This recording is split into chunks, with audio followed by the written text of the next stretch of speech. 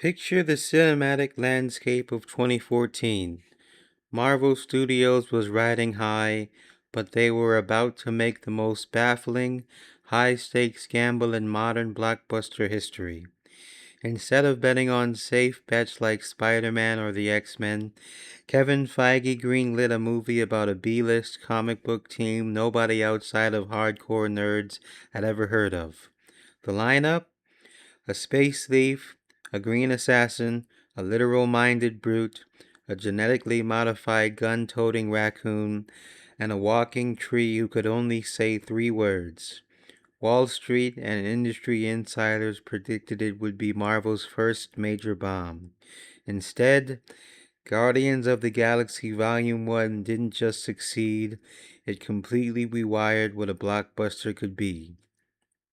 James Gunn didn't start his cosmic space opera with a massive CGI battle or a sweeping panoramic shot of a distant galaxy. He started in a hospital waiting room in Missouri, 1988. That cold open is a masterclass in emotional misdirection. We watch a young Peter Quill lose his mother to cancer in a scene of raw, unvarnished grief. It's heavy, quiet, and deeply human. Then, the moment she dies, the boy is abducted by a UFO. By grounding a cosmic sci fi adventure in genuine, earth shattering trauma, Gunn achieved something brilliant. He gave the audience an immediate emotional anchor.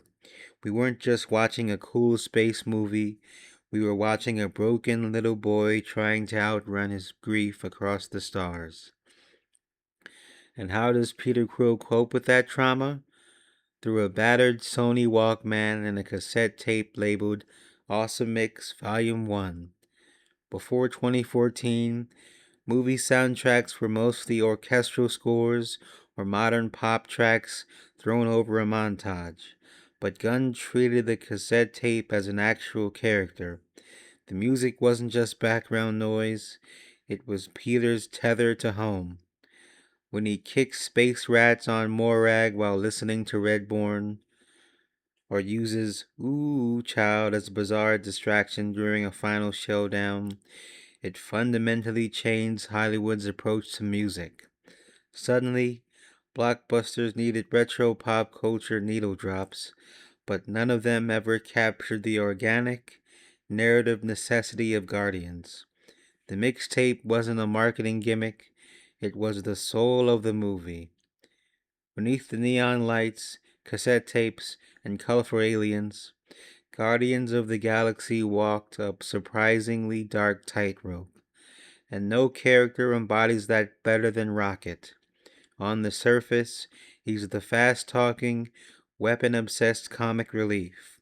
But beneath the snark lies one of the most tragic figures in superhero cinema. In a quiet, devastating moment in nowhere, after a few drinks, Rocket drops the mask. He reveals the horrifying truth of his existence. I didn't ask to be taken apart and put back together again over and over until I looked like this. It's a moment of body horror and profound loneliness that stops the movie dead in its tracks.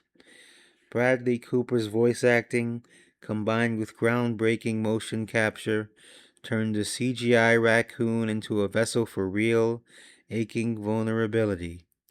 We realized we weren't just watching a funny animal, we were watching a survivor of abuse trying to push everyone away so he wouldn't get hurt again. Which brings us to the beating heart of the entire film, the trope of the found family.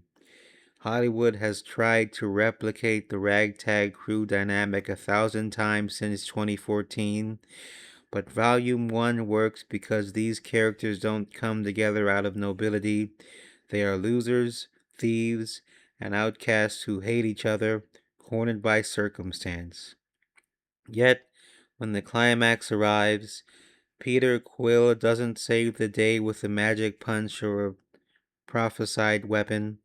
He saves it by reaching out his hand, remembering his mother's death, and asking strangers to share his burden. When Groot whispers, We are Groot. It's the emotional payoff of the entire journey. Marvel proved that audiences didn't need familiar superheroes to care about a story. They just needed characters with broken hearts, a killer soundtrack, and a reminder that sometimes the family you choose is only the one that can save the universe.